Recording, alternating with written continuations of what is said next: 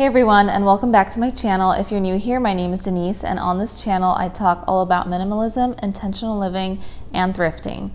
So if any of those things sound interesting to you, please subscribe down below so you don't miss another video. So in my last video, I talked all about my story on how I became a minimalist and how I started this intentional living lifestyle.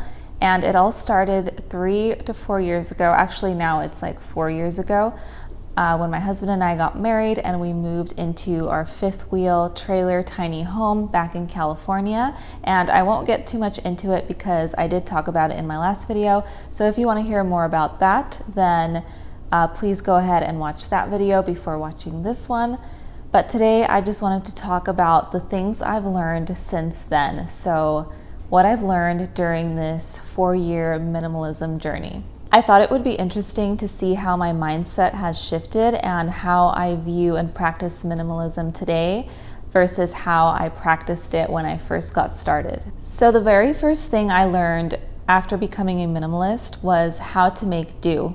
Minimalism in general just shows you and forces you, not forces you, but you are choosing to live with less, and making do just came along with that, especially because when we first got married, we didn't make a lot of money. We didn't have a lot of money. I was fresh out of college. I had student loans. We both were still working part-time jobs, I believe, and like trying to obtain full-time jobs at the time. So our income was very low, but we were just excited and happy to be married. We didn't care that we didn't have a lot of money, and we were honestly fine because we were living with less. But one thing that I really learned after becoming a minimalist and just living a simple life is how to make do. So for example, if I ran out of a certain item, I didn't immediately run to the grocery store or to the store to replace that item. I would simply find ways to make do without it.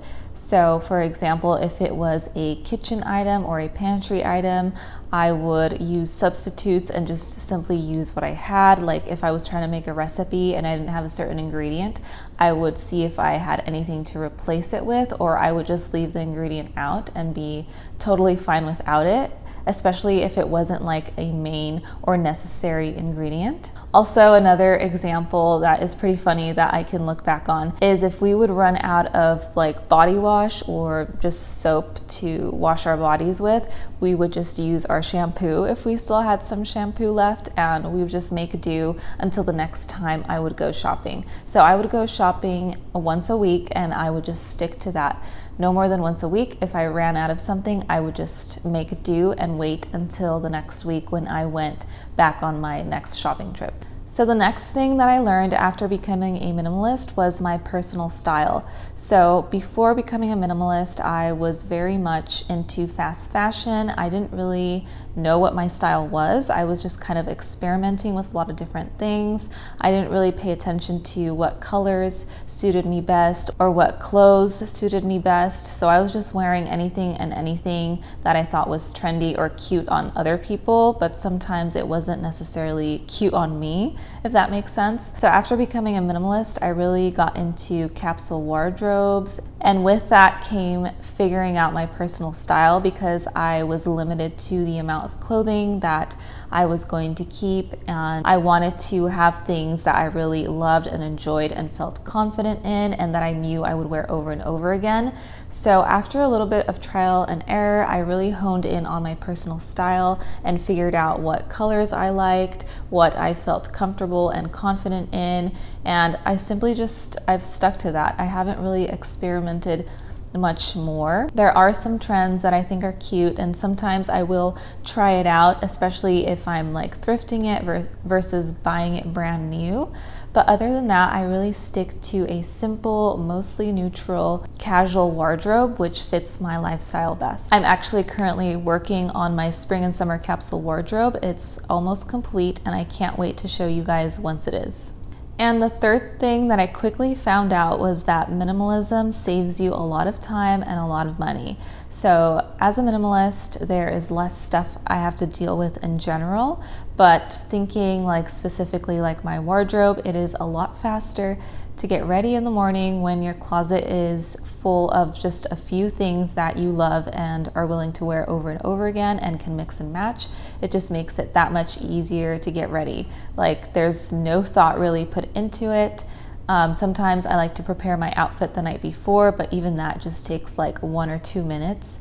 And also doing my makeup in the morning is very minimal. I have the same makeup routine that I do every day. Sometimes I add like a little more if I want to look a little bit nicer that day, or sometimes I just keep it very minimal. Like, the only thing that changes is my eyes, like if I do my eyeshadow that day or not, and that's really much it. Other than that, I've been using the same makeup products for the past 4 years. Also, when it comes to cleaning, the less stuff you have, the easier it is to clean, the less knickknacks and stuff you have to move around, to dust and all that stuff.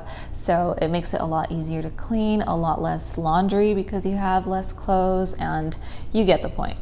And obviously you save money because you are buying less. And the next thing that I had to learn after becoming a minimalist was how to let go of things. So those sentimental items that you just hold on to for a really long time, but they have no real purpose in your life, I had to learn to let go of a lot of those items. And don't get me wrong, I still keep sentimental items because they are still valuable to me.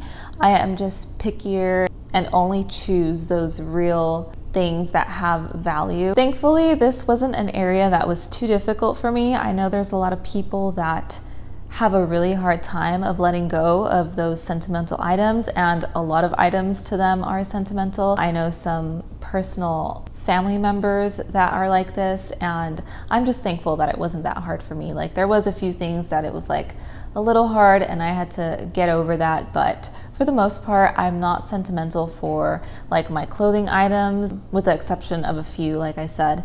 I know a lot of people that can't get rid of clothing items because they went to a concert or they did a certain thing, or a graduation dress or a prom dress. Like, personally, I have no problem, with the exception of my wedding dress. I am and did keep my wedding dress, but just that kind of stuff I'm okay letting go of. The fifth thing I learned is how to stop impulse purchases. This is actually an area that I did struggle with a lot, because something that I don't like to admit is that I am an emotional shopper.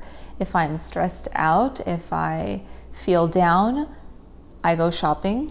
And if I happen to be stressed out while I'm shopping, I will impulse buy a lot of things, and it's not good. So if I'm feeling insecure about something, I typically end up buying like beauty products or things for my house, decor I don't need, clothes, just that kind of stuff. Or I feel the need to buy more food. I don't know, it can just be anything, but I like shopping, and shopping makes me feel good, which is probably why I'm a reseller, because it gives me that ability to shop and thrift for other people, but then I end up selling it, so it doesn't really get cluttered in my house.